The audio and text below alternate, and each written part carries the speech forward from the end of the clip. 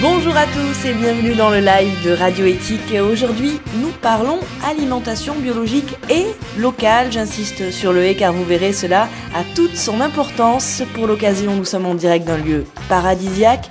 Cadre idéal pour cette émission, nous sommes au Monte Carlo Beach et plus précisément au restaurant La Vigie. Et toute l'équipe est là pour nous accueillir, notamment Laurent Guermont, directeur de la restauration du site. Laurent, bonjour, est-ce que vous pourriez, avant que l'on entre véritablement dans le sujet, nous planter le décor, car nous sommes juste entre mer et Pinède, dans un lieu devenu quasiment historique.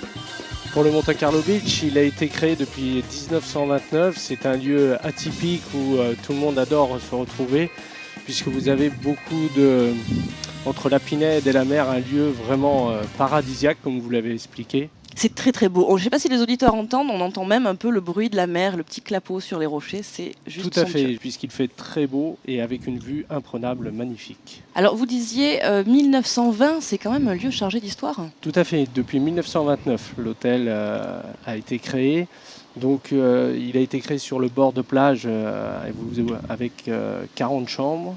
Vous avez 4 restaurants, vous avez une piscine olympique magnifique. Vous avez aussi le restaurant gastronomique, le Elsa, qui est situé au niveau de l'hôtel, qui, pour expliquer un petit peu, a reçu le certificat label bio. Depuis 2 semaines, nous avons réussi à avoir le certificat. Oui, on va y revenir largement au long de l'émission. Oui, une certification assez rigoureuse d'ailleurs, qui montre un investissement de la part de l'établissement et plus largement de la SBM, la Société des Bains de Mer, qui gère les lieux, vers une démarche plus environnementale, plus sobre, plus respectueuse. Tout à fait. La certification est très compliquée à avoir et nous sommes très fiers de l'avoir eue, puisque les produits doivent être produits dans la région. Et oui, il y a un niveau d'exigence assez fort. Pourquoi ? Parce que derrière, il y a des hommes qui travaillent.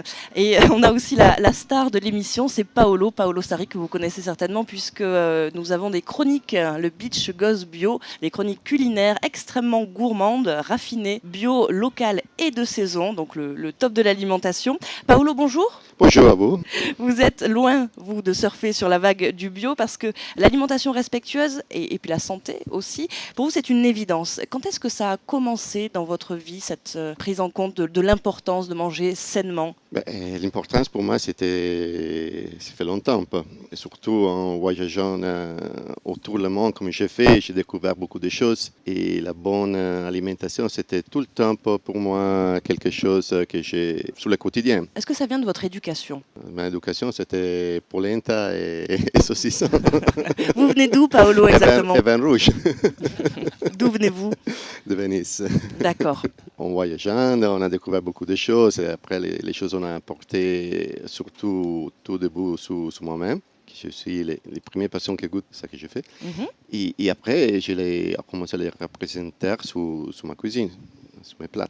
Et quand on est arrivé ici, on a tout ce qu'il faut. Comme tu as dit, c'est un endroit paradisiaque, bord de mer, beaucoup de couleurs pendant l'été. Donc, tout le monde... Il est très attentif à ce qu'on mange et sa santé. Donc on a dit pourquoi pas. Ça c'est le lieu parfait pour mettre en pratique tout ça que c'était mes derniers 20 ans de voyages et d'expériments. Et donc déjà l'année dernière, on a commencé à penser à une démarche biologique. Alors sur Radio Éthique, on a la chance de vous écouter tous les mardis, vendredis et dimanches de l'été à midi sur notre antenne pour découvrir donc 2 délicieuses recettes, c'est ce que je disais tout à l'heure. Ce sont des recettes à la carte du restaurant Elsa et à chaque fois vous insistez vraiment sur l'importance des produits, sur leur origine, finalement plus que sur la technique. Quand on a un bon produit, on n'a pas besoin de bonnes techniques, on va dire. Nous mettons beaucoup de force dans les ingrédients et les produits. C'est presque maniacal. Ils savent bien combien je suis maniacal pour rechercher les produits. On voit qu'on a les meilleurs produits, qu'ils s'expriment déjà tout seuls pour sa propriété, pour ses couleurs, pour ses goûts. Plus on le travaille et plus on le va mettre à côté. Nous avons ici des produits exceptionnels, donc plus je vais travailler ces petites navettes et plus là je vais à faire du mal. Ça, ce sont des produits qu'on doit manger crus, on peut goûter la nature, on peut voir la nature, on peut goûter. Alors oui, pour les auditeurs, on a une table très bien décorée avec un panier de fruits et légumes porté par les jardins des Antipodes à Garavant sur Menton, avec que des petits légumes récoltés ce matin, encore un peu habillés de rosée et d'eau, bien sûr, de la rosée du matin, avec des fleurs comestibles. C'est effectivement très frais, très beau, et c'est tout l'esprit de votre cuisine. Voilà, c'est ça. Quand vous voulez un trompette comme ça, l'envie, c'est de la manger comme ça, croquer.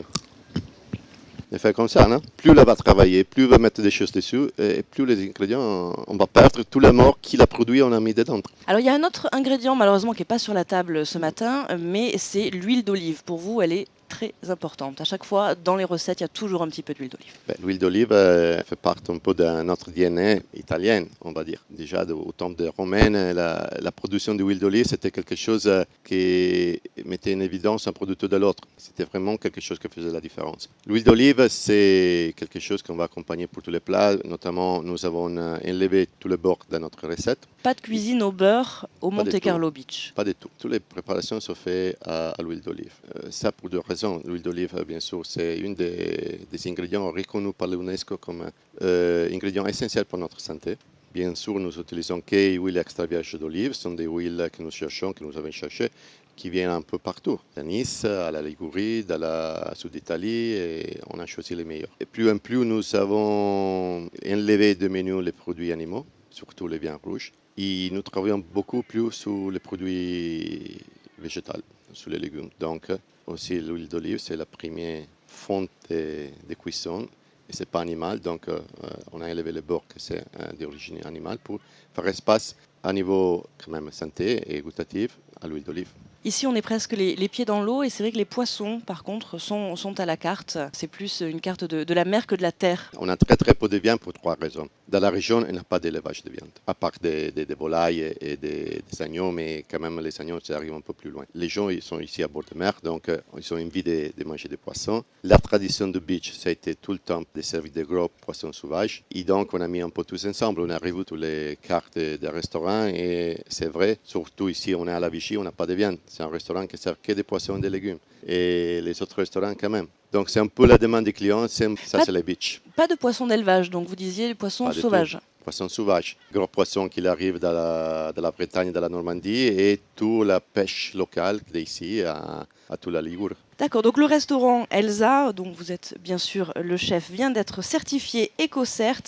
C'est assez rare pour un restaurant gastronomique. On en reparlera un petit peu plus en détail tout à l'heure, mais parlons des fournisseurs. Est-ce que vous avez des huîtres à la carte, Paolo ? Bien sûr. Est-ce que vous avez les huîtres de Brice Caccia qui dirige donc l'écloserie de Monaco ? Avec Brice, c'est qu'on est de longtemps. Je crois tout au début quand je suis arrivé ici. Un ami m'a fait découvrir les huîtres de Monte Carlo, les de Monte Carlo. J'ai trouvé incroyable qu'on avait des huîtres à Monte Carlo. Donc, tout au début, je suis monté à visiter Brice. On a parlé des huîtres, on a mangé des huîtres, on a fait beaucoup de choses avec les huîtres. Et on est arrivé à aujourd'hui, qu'on a un vivier à restaurant La Vichy. On a un vivier à huîtres. Donc, Brice, à 17h, 18h le soir, on sort ces huîtres de son vivier. En 15 minutes, sont dans mon vivier. Servi à 9 degrés, parfait et vivante. Et on a de la chance puisque Brice Caccia est avec nous. Bonjour. Bonjour. Alors, vous êtes le responsable de l'écloserie marine de Monaco et vous produisez l'huître La Perle de Monte Carlo, c'est ça ? Oui, c'est ça. Ouais. Alors, c'est une première en Méditerranée puisque vous élevez finalement des larves de coquillages, des toutes petites larves. Comment ça se passe ensuite ? Elles repartent en Bretagne ? Alors, ce qu'on fait, c'est qu'on fait la partie la plus délicate, c'est-à-dire qu'on prend du naissin de 2 mm qui vient de Bretagne et on le fait grandir jusqu'à 10 mm. On essaie de faire passer la partie la plus délicate de l'huître ici en température et en alimentation contrôlée sur de l'eau brute très bien filtrée. On arrive à sortir des animaux au bout de 3-4 mois qu'on envoie ensuite aux ostréiculteurs. Ces mêmes ostréiculteurs, on a des accords avec eux, nous renvoient les huîtres une fois qu'elles sont adultes et ensuite on refait une série de bains, une série de nourrissages et on arrive à sortir une huître qui est assez bien équilibrée, qui plaît ici. Et le but quand même, c'est à terme, c'est de laisser des huîtres ici grossir pendant les 2 années, de manière à pouvoir proposer des huîtres qui ont vécu toute leur vie ici. Qui sont 100% monégasques. Tout à fait. On pompe à 12 mètres de profondeur. On a des courants marins qui sont très riches en plancton, justement, très diversifiés. Ce qui pourrait à terme peut-être favoriser une production assez importante, j'ai cru comprendre jusqu'à 20 tonnes de coquillages. L'idée, c'est de faire une vingtaine de tonnes de coquillages, oui, pas plus. C'est déjà pas mal, non? Ça, déjà... on a du mal à se rendre compte, mais 20 ouais, tonnes, non, c'est vite mangé. Paolo va pas tout manger quand même. Quand je commence à manger des huîtres, ça fait dur de s'arrêter. Allez, restez à l'écoute de Radio Éthique. On se retrouve juste après Nina Simone et Feeling Good pour parler circuit court avec Rachel Delaruche qui dit oui à Beau Soleil. Et on verra avec Claude Mario que Monaco a également sa propre production de miel. À tout de suite. Birds flying high, you know how I feel. Sun in the sky, you know how I feel. Et oui, on se sent bien sur Radio Éthique en direct de la Vigie entre Monaco et Roquebrune Cap-Martin pour un live dédié à l'alimentation responsable. Écoutez Radio Éthique, Radio ETHIC et réagissez. Et Monaco réagissez. Et Monaco peut être fier de sa petite production locale de miel. En effet, 6 ruches sont présentes dans le quartier de Fontvieille. Pour nous les présenter, Claude Mario, bonjour. Bonjour. Alors, vous êtes l'apiculteur, le jardinier responsable de ces ruches. Voilà. Parlez-nous un petit peu de ces ruches. Depuis quand sont-elles là? Pourquoi? Où sont-elles précisément? Parce qu'elles sont un peu en ville, finalement. Elles sont sur le musée des Timbres. Ça fait donc 3 ans qu'on a installé les ruches et c'est une volonté princière et puis du gouvernement, quoi. Voilà. Et on va dire que derrière, il y a tout un travail de fond aussi, où c'est que l'administration, le service d'aménagement urbain, les jardins ne font plus de traitement chimique. Donc il y a tout ce qui est bio derrière, je veux dire, et voilà. Donc on a voulu...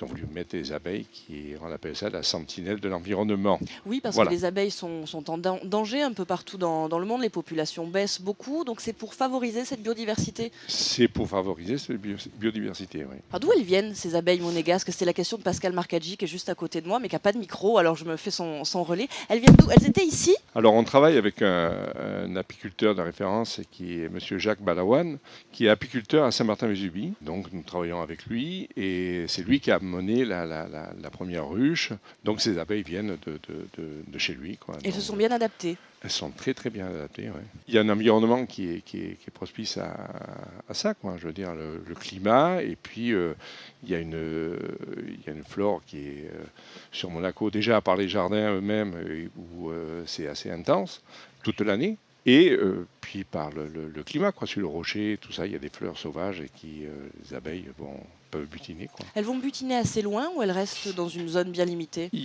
Elles peuvent faire sur un rayon de 3 km. 3 km, voilà. D'accord. Monaco, en fait. Monaco, voilà. Ouais. Quel goût il a, ce miel? C'est un miel toute fleur. Donc c'est un peu... alors ça dépend de ce qu'on fait, le miel là, de printemps. Qu'on récolte là, le 21 juin. Il y a, alors toutes les ans, on fait faire une analyse, et il y a une tendance un peu sur l'agrume. L'agrume, ouais. Oui, parce qu'il y a beaucoup de citronniers, il y a beaucoup orangers, de citronniers, mandariniers. voilà. Alors après, on a retrouvé... Il y a des palmiers aussi. Et on a retrouvé de l'ADN de palmiers, et voilà, c'est toute fleur, quoi. On ne fait pas de transhumance dans des champs de lavande où elle reste à Monaco toute l'année, et voilà, on s'occupe pour qu'elle puisse rester sur place, quoi. Voilà. Quand on installe une ruche comme ça, elle peut produire tout de suite? Quel délai il faut? Elle va produire, alors bon, ça dépend un peu de la saison où on la pose, quoi, hein, mais elle commence dès qu'elle... bon, si elles sont dans l'environnement, se sentent bien, elles partent, et puis elles vont butiner. Et c'est le cas à Monaco, tout de suite elles sont mises au travail? Tout de suite, elles sont mises au travail. Alors les enfants de la Principauté font partie intégrante de ce projet, puisque je crois qu'ils participent à la récolte, c'est ça? Il y a, voilà, donc le 21 juin, là, c'est une journée... on fait le 21 juin, après on fait des journées un peu pédagogiques, on reçoit les enfants, et on leur montre un peu la vie de la ruche, on leur montre comment récupérer le miel, comment le travail de l'apiculteur. Voilà. Ils n'ont pas peur des abeilles? Alors, ils ont toujours un peu un a priori, parce que tout le monde a peur que ça pique, quoi. Il n'y a pas que les enfants, même les adultes, hein. Mais après, vous êtes ça déjà va. fait piquer, Claude? Oui. Oui. Oui. Mais je peux comprendre. Hein. Souvent, je vais un peu les déranger. Et donc, voilà. Mais maintenant, ça va. Quoi. On commence à me connaître. Et... Vous les avez apprivoisés. Je les ai apprivoisés. Ouais. Alors, quelle quantité de miel vous pouvez récolter comme ça le 21 juin quelle est la quantité que vous avez récoltée? Alors, cette année, c'est une année un peu... cette année, la récolte n'a pas été si bonne que ça. Quoi, parce Pourquoi? que je pense qu'on a eu un hiver qui a été très favorable. Parce j'ai constaté qu'elles ont rentré du pollen tout l'hiver, donc elles ont travaillé tout l'hiver. Et au printemps, il est arrivé la pluie, la température n'était pas favorable. Un printemps horrible, on peut le dire. Voilà. Oui. Et donc ça a beaucoup perdu là en début de printemps. Quoi. Voilà. Donc petite récolte, mais combien de kilos? Petite récolte, je pense, on a dû récolter sur une soixantaine de kilos à peu près. Quoi. Et il y a une autre récolte en septembre. Et on fait une autre récolte fin septembre. Ouais. Donc en tout, ça fera quoi, 120, 140 bon, à peu kilos près, voilà, 120 kilos. Voilà. Donc c'est quand même une petite production locale qui commence à être sympathique. Une très bonne...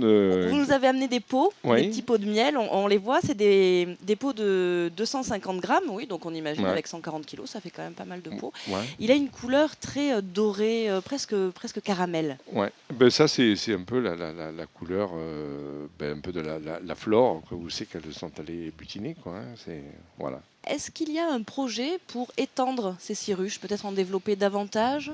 Écoutez, là aujourd'hui, je pourrais pas vous dire si ça. C'est pas dans les tuyaux pour le moment. On n'en parle pas, quoi. Peut-être qu'il y a derrière, il y a un travail qui se fait pour pouvoir développer, quoi.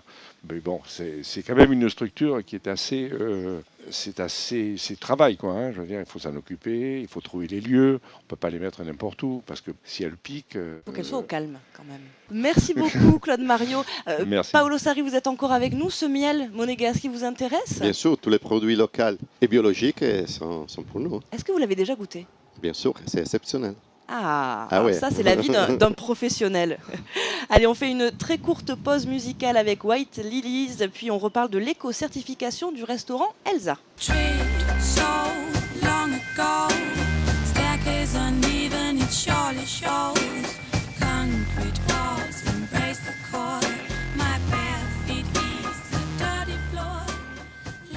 Vous venez d'écouter les 15 premières minutes du live éthique consacré à l'alimentation durable en Principauté de Monaco. Pour entendre la suite, rendez-vous sur le www.radioéthique.com, rubrique live éthique.